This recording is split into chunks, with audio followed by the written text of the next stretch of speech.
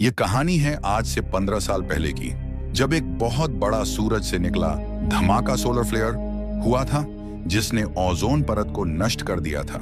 इसके चलते धरती का संतुलन पूरी तरह से बिगड़ गया और सूरज की खतरनाक किरणों अल्ट्रावायलेट रेज ने धरती का तापमान 66 डिग्री सेल्सियस तक पहुंचा दिया, जिससे ज्यादातर इंसान, पेड़ पौधे और जानवर खत्म हो गए।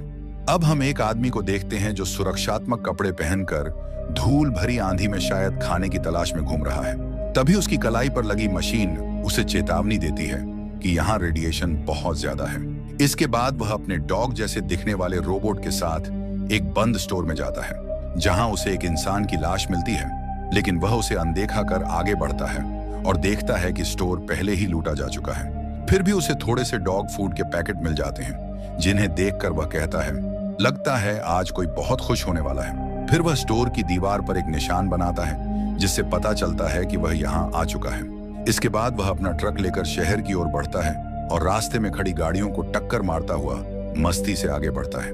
तभी उसकी डिवाइस फिर से बजने लगती है और सामने एक बहुत बड़ा धूल का तूफान उसकी तरफ तेजी से आता दिखता है। तो वह फौरन ट्रक मोड़ता है और अपने ठिकाने की ओर भागता है। आखिरकार वह समय रहते सुरक्षित पहुंच जाता है। यह आदमी है फिंच, जो पहले एक रोबोट बनाने वाली कंपनी में इंजीनियर था और अब उसी पुरानी फैक्ट्री में अपने डॉग और एक सहायक रोबोट के साथ रहता है, उसी कंपनी की फैक्ट्री में जहां वह पहले काम करता था। अब वह अपने डॉग को खाना देता है और फिर लेबोरेटरी में जाता है। वहां से वह कुछ जरूरी किताबें उठाकर उन्हें स्कैन करता है। दरअसल फिंच एक इंसान जैसे दिखने वाले रोबोट ह्यूमनॉइड पर काम कर रहा है, ताकि उसके मरने के बाद यह रोबोट उसके डॉग का ख्याल रख सके, क्योंकि फिंच एक गंभीर बीमारी से जूझ रहा है जो कभी भी उसकी जान ले सकती है। इसीलिए वह चाहता है कि रोबोट जल्द से जल्द तैयार हो जाए। फिर एक दिन फिंच को अपने काम में सफलता मिलती है और रोबोट बोल उठता है। ये देखकर फिंच बहुत खुश हो जाता है और अपने डॉग से कहता है, मुबारक हो, तुम्हें एक नया दोस्त मिल गया। इसके बाद फिंच रोबोट से कुछ जरूरी सवाल पूछता है। रोबोट बताता है कि उसके 4 नियम हैं। पहला यह है कि कोई भी रोबोट इंसान को नुकसान नहीं पहुंचा सकता और न ही किसी वजह से इंसान को चोट लगने देगा। फिंच कहता है, ठीक है, अब मुझे चौथा नियम बताओ। रोबोट बताता है कि अगर फिंच वहां मौजूद नहीं होता तो वह डॉग की पूरी देखभाल करेगा और किसी भी हालत में डॉग को कुछ नहीं होने देगा। यह नियम सबसे जरूरी है। सवाल जवाब चल ही रहे होते हैं कि तभी अचानक बिजली चली जाती है। फिंच छत पर जाकर लाइट ठीक करता है, तभी देखता है कि एक बहुत बड़ा तूफान उनकी तरफ तेजी से बढ़ रहा है। वह नीचे आता है और रोबोट को मौसम की मशीन वेदर स्टेशन से जोड़ देता है और कहता है, मुझे मौसम की पूरी जानकारी दो। रोबोट बताता है कि तूफान अगले 24 घंटे में यहाँ पहुंच जाएगा और बहुत ही खतरनाक होगा। ये तूफान अगले 40 दिन तक चलेगा। यह सुनकर फिंच और ज्यादा परेशान हो जाता है, क्योंकि अगर वे यहीं रुके तो शायद बच नहीं पाएंगे। इसलिए वह तय करता है कि अब यहाँ से निकलना पड़ेगा। फिर वह नक्शा ध्यान से देखता है और उसे लगता है कि पश्चिम की दिशा वेस्ट उनके लिए सबसे सही रहेगी। वह अपने डॉग गुडियर से कहता है, हम सैन फ्रांसिस्को जाएंगे। अगर किस्मत साथ दी तो वहां शायद खाने और रहने की जगह मिल जाएगी।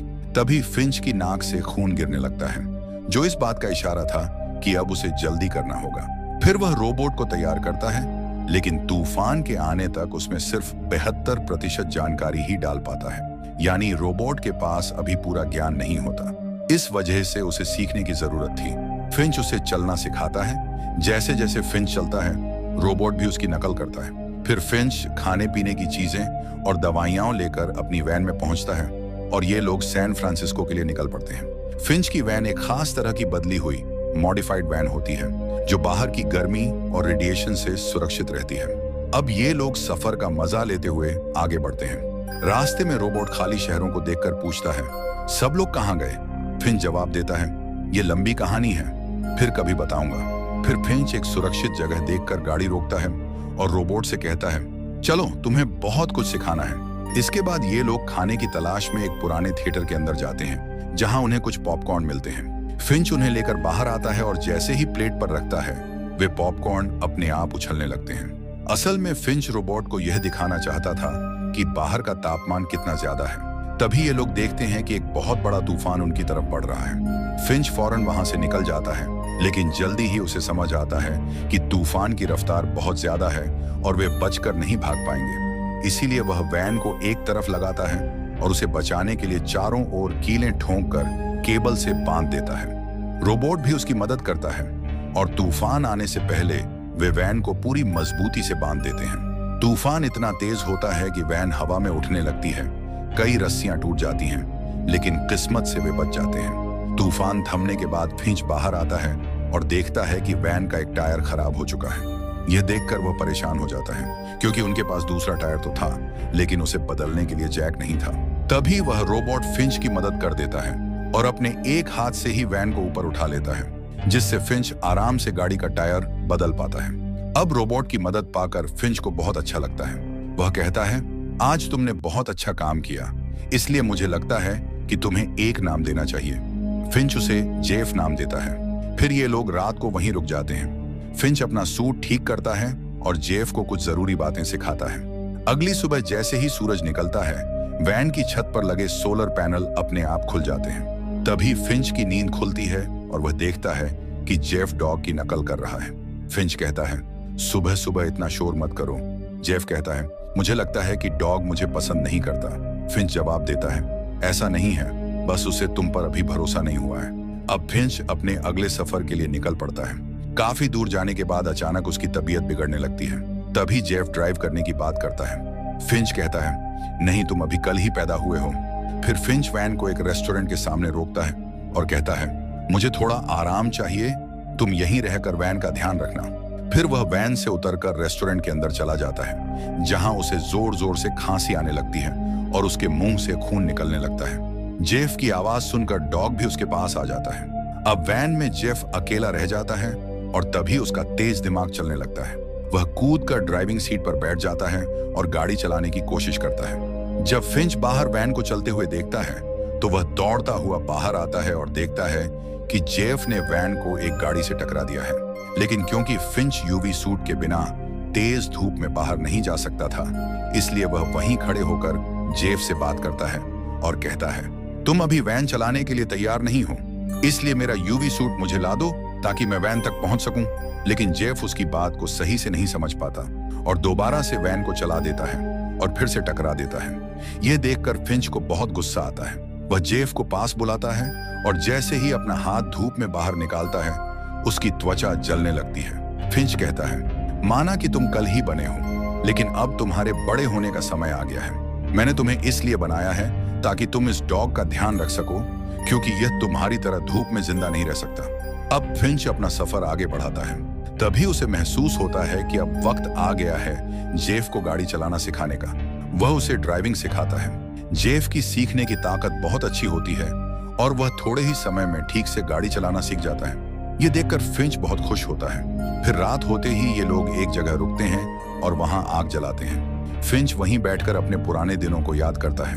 वह जेफ से कहता है, देखो, आसमान कितना सुंदर लग रहा है। अब तुम्हें अरोरा रियलिस देखने के लिए अलास्का जाने की जरूरत नहीं। तभी जेफ फिंच से सवाल करता है, अगर सूरज की रोशनी इतनी खतरनाक है तो हम रात में सफर क्यों नहीं करते? फिंच उसे समझाता है, रात में चलना भी खतरे से खाली नहीं है, क्योंकि कुछ लोग अभी भी जिंदा हैं। वे लोग दिन में छिपे रहते हैं और जैसे ही रात होती है, बाहर आकर दूसरों पर हमला करते हैं। वे हमें मारकर हमारा खाना और सामान छीन सकते हैं, इसीलिए हम उन पर भरोसा नहीं कर सकते।